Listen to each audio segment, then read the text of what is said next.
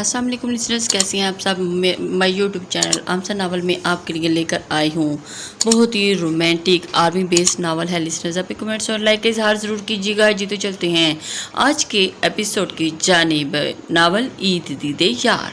मीर दिलावर संजीदगी से उसकी निगाह पर डाल दे लेना आहिस्ता आहिस्ता सब मेहमान जा चुके थे। फरजीन बेगम ने उसे रूम में भेजा और बाकी सारे नीचे मेहमान खड़े थे। कमरे में आते ही चूड़ियों के शोर ने उसे मुतवज्जो किया और उन चारों का कमरा ऊपर वाले गेस्ट हाउस में था। अंदर का मंजर देखते ही उसने सख्ती से होंठ पीछे और यहाँ वहाँ देखा, कोई मेहमान नहीं था। खामोशी से अंदर दाखिल हुआ और दरवाज़ा बंद किया। कमरे में उसका सामान बिखरा पड़ा था। वो दुपट्टा तुम्हारा आधा नीचे और ज्वेलरी ज़मीन पर गिरी थी। अब वो झुकी नीचे सैंडल के स्ट्रिप खो रही थी जो खुल नहीं रहे थे। उसने झुकने से उसकी कमर अयां हो रही थी जिसके बैक गले की डोरियों से बांधा गया था। अगर उसकी जगह कोई और उसे देख लेता तो यही सोच आती ही उसके दिमाग की रगें तनी थी और उसने पहले ही कहा था। लेकिन आज के जोड़े की फिटिंग भी थी और पीछे से गला डीप भी था। ऑफ वाइट रंग का वो जोड़ा जिसका दुपट्टा गुलाबी था, हल्का मेकअप और गहरे मेहंदी भरे हाथ और पाँव भरकर चूड़ियाँ उसके हाथ पर सजी थी। यही सोच आते ही उसने अपने लब खींच लिए। मीर दिलावर अपनी चीज़ों के लिए हद से ज़्यादा पॉजेसिव था। यही वजह थी कि उसका ऐसे बैठना उसे इंतहाई नागवार गुजरा। दरवाज़ा लॉक करने की भी सहूलत हमारे घर में, उसने सख्ती से कहा। मीर दिलावर के सामने देखते ही उसने पलकें लड़ती और मंजर उसकी ज़ेरीक नज़रें निगाहों में छुपा नहीं रहा। वो मैं हयात को पेंटिंग्स बहुत पसंद थी, लेकिन मीर शकील अहमद ने किसी एग्जीबिशन में भेजा था और लड़कियों के हाथ के घर वाले आने वाले थे। वो बाकायदा हाथ का रिश्ता मांग रहे थे जिसे शकील अहमद ने खुशदिली से कबूल किया और हुरिया के निकाह के बाद वो सब वहाँ कहने पर गए थे। सब हाद और हुरिया के साथ थे। वो सब जानते थे कि सर हाद उनसे बात काटते हुए कहा। शायद वो नहीं चाहता था कि हयात को इतना डीपली डिस्कस किया जाए। शकील अहमद, वो लोग कहाँ जा चुके हैं? हयात, हमें कुछ बात करनी है आपसे। उसके वापस आते ही उन्होंने उसका साथ दिया। जी बाबा। उसने उसके कंधे पर सर रखा। हाथ को जानती हैं आप? उन्होंने कहा जी। उसके घर वाले आज आए थे और उन्होंने आधी बात करते ही उसके चेहरे पर के तासुरात जानने की कोशिश की। हम हाँ कर चुके हैं और आज आपके लिए हाद रिजवान के रिश्ते को। शकील अहमद ने उसके सर पर बम फोड़ा था। आपसे बहुत जल्द मुलाकात होगी है याद, तब शायद तब बेहतर तरीके से आपकी मिसिहाई कर सकूं। और उसके लफ्ज़ याद आते ही उसका दिल पसीज गया। ये पहली बार दिल ने किसी मर्द के लिए धड़का था। आपने मुझसे मेरी राय नहीं पूछी बाबा जान। मुझे यकीन था कि आप मना नहीं करेंगे। उन्होंने संजीदगी से कहा। वो ऐसी उन्हें देखने लगी पर मैं मना नहीं करना चाहती थी। बाबा अपने माजी को याद करते हुए संजीदगी से कहा। पर मैं मना करना चाहती हूँ अपना माजी याद करने। उसने संजीदगी से कहा और उन्होंने देखा हयात उन्होंने उसे पुकारा जो अपने कमरे में जा चुकी थी। उन्होंने हाथ का नंबर मिलाते ही उसे सूरत हाल से आगाह किया। उन्हें उसके वालिदैन को फ़ोन करके मना करना मुनासिब ना होगा। सर मैं कल मुलाकात करूँगा आपसे, आप बेफिक्र हो जाएँ। मीर हाद रिजवान एक बेहतरीन शख्स था। वो किसी का भी आइडियल हो सकता था, लेकिन उसने उनकी बेटी को ही चुना था जो अपनी कम अकली की वजह से उसे घुमाना चाहती थी। इनकार की वजह जान सकता हूँ सर? क्या वजह है? ये काफ़ी नहीं है कि हम एक दूसरे से आशना नहीं है? क्या आपको भी अभी लगता है कि मेजर मीर हाद रिजवान आपसे वाकिफ नहीं? उसने एक कदम आगे बढ़ाते हुए उसकी आंखों में गाड़ते हुए देखा। आप मुझसे छोटे हैं और इस वजह से 1.5 साल की कोई औकात नहीं। अगर मैं 5 साल भी आपसे छोटा होता तब भी मेरा दीन मुझे आपसे निकाह करने की इजाज़त देता है। मैं इतनी जल्दी दोबारा आपको ऑप्शन तो देना चाहती हूँ रहा है याद, फैसला सुनाया जा रहा है। मैं इनकार कर दूंगी बाबा से फिर से। आप 10वीं बार भी इनकार करेंगी पर फिर भी मीर हाद रिजवान अपने सामने खड़ा पाएंगी। लिहाजा वक़्त ज़ाया करने की ज़रूरत नहीं। परसों मेरे घर रवाना होना है, लेकिन अब की बार मैं अकेला नहीं जाऊंगा। लेकिन ये मुमकिन नहीं, मुझे नहीं करना निकाह आपसे। उसने अपनी गाही दी। मज़ीद करीब होते उसके हाथ थामते हुए लेकिन रुक गया। वो हक नहीं रखता था। इसी वजह से अभी ये हरकत हयात की आंखों में वो मुफी ना रह सकी। मर्द की छोटी सी चीज़ उसे दूसरों के सामने अदना कर देती। उसके दिल की आवाज़ है, ये जान लो मीर हाद रिजवान के दिल पर तुम्हारा नाम छप गया है और मुझसे फरार अब मुमकिन नहीं। खुद को ज़हनी तौर पर तैयार कर लो। परसों मैं तुम्हारे रूबरू होकर तुम्हें अपनी दस्तरस में ले लूँगा। बस इतना हक सौंपना है तुमने मुझे। और उसने मान से कहते हुए उसकी आंखों में आंखें डालते हुए कहा। क्या इसके बाद कोई जवाब बचा है? एक मर्द की नज़र जो बाकी सामने मौजूद औरत उसके लिए क्या मानी रखती है? उसकी नज़र में मोहब्बत का अक्स धुंधला था। वो मुफी था शायद। वो जो जाहिर था वो भी थी बेपनाह इज़्ज़त। और आपसे तुम तक का सफ़र करते उसे जिता गया था कि हयात अहमद तुम कुछ भी कर लो, दिल تمہارا فیصلہ میرے حق میں ہی کرے گا، لیکن ذرا سے اس کے دل میں اپنی جڑیں مضبوط کر کے بیٹھا تھا۔ اس نے گہری سانس بھری اور قدم اپنے باپ کی طرف بڑھا دیے۔ وہ شخص اس کو خالی ہاتھ نہیں لوٹانا چاہتی تھی، ایک بار پھر اپنی قسمت کو آزمانا چاہتی تھی، اور ایک بار پھر اس نے یہ کھل کر نہیں کہہ رہی تھی۔ ہادی سے کھلونے کلوانے گئی تھی، لیکن وہ کمرے میں نہیں تھا۔ وہ منمناتے ہوئے اپنے جوتوں کی طرف اشارہ کر کے بولی تھی۔ اس نے گرارا اونچا کیا اور اس کے سفید مومی نظروں پاؤں پر نظر آنے والے مہندی سے رنگے ہوئے تھے۔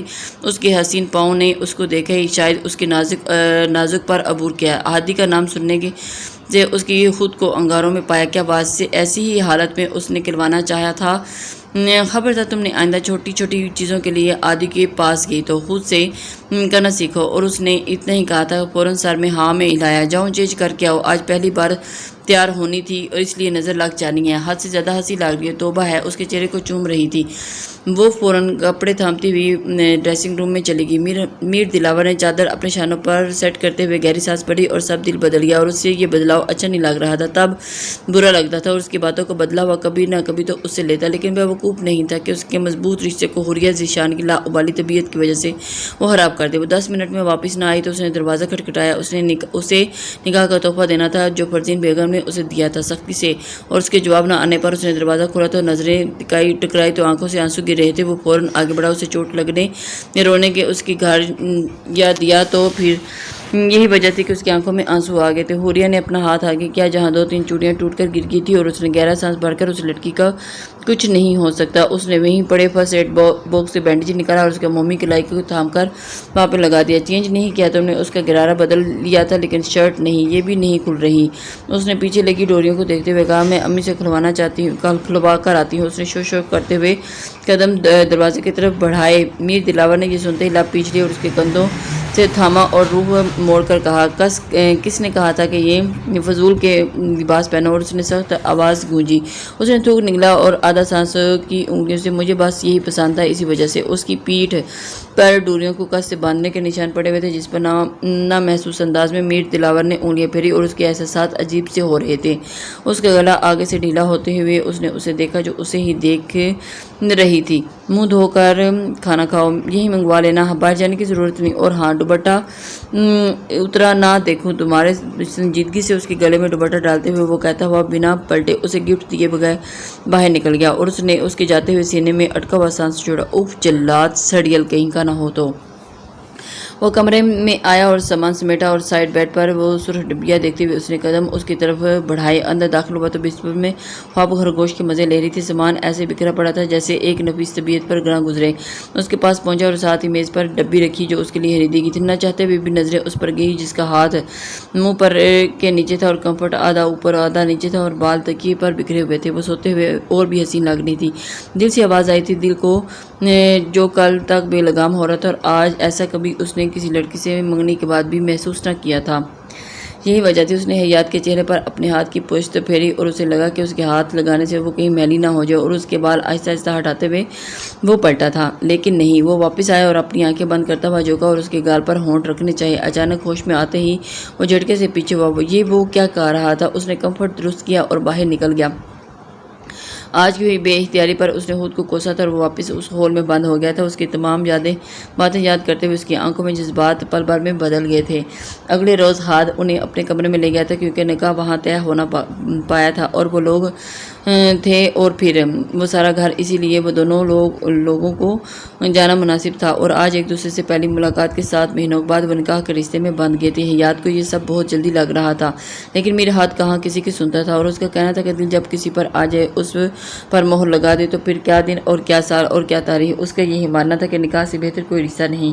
اسی بنا پر آج حیات احمد میر ہاد رضوان ہوگی۔ شکیل احمد رخصتی اپنے گھر سے چاہتے تھے، اس لیے ابھی وہ صرف نکاح چاہتے تھے۔ ہاد رضوان اپنی چادر کندھوں سے اتارتا اندر داخل ہوا، اور اسے اندازہ نہیں تھا کہ اسے اسی کمرے میں ٹھہرایا گیا۔ اور حور، آپ پلیز یہ بال کھول دیں۔ حیات کو لگا کہ حور ہے، وہ دوسرے کمرے میں گئی تھی اور پہلے ہی اسے ساتھ موجود تھی۔ وہ دوسری طرف منہ کیے بس رونے پر زور دے رہی تھی، اور اس کے بال حوریہ نے بنائے تھے جو اب کھل نہیں رہے تھے۔ اس نے قدم اس کی طرف بڑھائے تھے اور دیکھتے ہوئے السلام علیکم، اس نے استحقاق بری نظروں سے اس کے سراپے کی طرف دیکھا۔ وعلیکم السلام، اس نے جھکتے ہوئے انگلیاں مروڑتے ہوئے جواب دیا۔ مدد چاہیے آپ کی؟ اور اس نے دیکھتے ہوئے کہا جس کی پلکیں لرزی تھی۔ نہیں۔ اس نے ایک قدم کی دوری نامحسوس انداز میں بڑھاتے ہوئے ہاتھ رضوان نے جیب سے ایک ڈبی نکالی اور اس کے آگے کی تو اس نے بھی چونک کر سر اٹھائی۔ یہ میری طرف سے آپ کے لیے پہلا تحفہ، امید ہے آپ کو پسند آئے گا، اسے واپس جا کر کھولیے گا۔ اس نے اس کے آگے ہاتھ کیا تو حیات نے تھام لیا۔ اوف، یہ تو تحفہ اتنی سنجیدگی سے دے رہے ہیں جیسے کوئی حکم جاری کر رہے ہوں۔ شکریہ، حیات نے کہتے تھام لیا اور ایک قدم دور ہوئی۔ پہلی بار اسے قریب سے دیکھ کر اس کا دل کیوں زور سے برے طریقے سے دھڑک گیا تھا۔ آپ یہ فاصلہ بنا کر ثابت کر کیا کرنا چاہتی ہے؟ اس نے گہری نظروں سے اسے دیکھنے اور اسے کلائی سے اس کی طرح والے حیات نے شرمندگی سے اسے ناسمجھی سے دیکھا۔ یہ آپ گھڑی اتاری اور اس نے حیات کی آنکھوں میں دیکھتے ہوئے اس نے دھیرے سے ہاتھ بڑھائے اور دھیان اپنی گھڑی پر تھے۔ حیات ہپ وہ دھڑام سے دروازہ کھولتی اندر داخل ہوئی۔ ہاتھ نے موڑ کر اسے دیکھا۔ ہاتھ، آپ یہاں بھی ہیں؟ آپ سے تو ویسے بھی ناراض ہوں، کیا آپ میرے لیے کسی سے بات کر سکتے ہیں؟ آپ، مجھے چاکلیٹس کا کیک چاہیے۔ اس نے برش سامنے رکھی، گھڑی اور حیات کو دیکھتے ہوئے ہاتھ کے بازو کو تھامتے ہوئے۔ حیات نے اس کو دیکھتے ہوئے ایک نظر بازو کو دیکھا اور پھر نگاہوں کا مرکز بدل لیا۔ کسی نے تو نہیں، مگر میر ہاتھ کی زیر نگاہوں نے مخفی نہ رہ سکا۔ نہیں بھول سکتا ہوں، فریج میں رکھے گئے ہیں، جاؤ جا کر لے لو، لیکن سارے ایک ہی بار نہ کھا جانا۔ بھائی نے بھی لانے۔ اس نے حور کے سر پر جیسے پتھر گرا دیے اور بال اکھیڑے۔ تھینک یو ہادی، وہ کہتی ہوئی بڑی۔ حیات آپی، کیا آپ میرے بال ٹھیک کر دو گی؟ نہیں، وہ کر لیں گی، تم بھاگو۔ اس سے پہلے کہ حیات اس کو بلاتی جواب دیا اور پھر جو کہ تم وہ بھاگی۔ اسے دیکھنے لگا جو سامنے لگے شیشے اس کی طرف دیکھ رہی تھی۔ آپ ٹھیک کر لیں گے بال؟ ہاتھ کہتے ہوئے کپڑے لے کر واش روم کی طرف بڑھ گیا تو حیات نے گہرا سانس لیا۔ ہاتھ اس کے سامنے آیا اور پیچھے سے ہلکا سا جھکتے ہوئے اپنا پرفیوم اٹھایا اور خود پر چھڑکا، پھر ایک نظر اس کو دیکھا اور خود کی طرف مڑا۔ اس نے اس کی طرف جھکتا ہوا اسے اپنے قریب کیا۔ ہاتھ رضوان، اگلی بار مجھ سے ایک قدم دوری کی سزا آپ کو ملے گی، یہ بات یاد رکھیے گا۔ اس نے سنجیدگی سے کہتے ہوئے واپس اس کی جگہ پر کھڑا گیا اور اس کے ہاتھوں کا لمس اس کے بالوں میں محسوس کرتے ہوئے اس کے دل کی دھڑکنوں میں انتشار برپا ہوا۔ میر ہاتھ رضوان نے اس کے دوپٹے کو ہاتھ سے تھامتے ہوئے نازک سے نتنوں کے پاس کرتے ہوئے گہری سانس بھری اور پھر پیچھے ہوتے ہوئے اپنا پرفیوم اس پر چھڑکا۔ اور آپ سے میری خوشبو آنی چاہیے، آپ کے سامان میں لے آؤں گی یہی، ہاتھ اس کی آنکھوں میں دیکھتے ہوئے کہا۔ اور ایک بات یاد رکھیں، حوریہ سے انسیکیور کبھی مت رہیے گا، وہ میرے بھائی کی بیوی ہے، بعد میں میری بہن اور بیٹی جیسی ہے، پہلے آپ اسے بچپن سے بیسٹ فرینڈ اور بیٹی بن کر میں نے پالا۔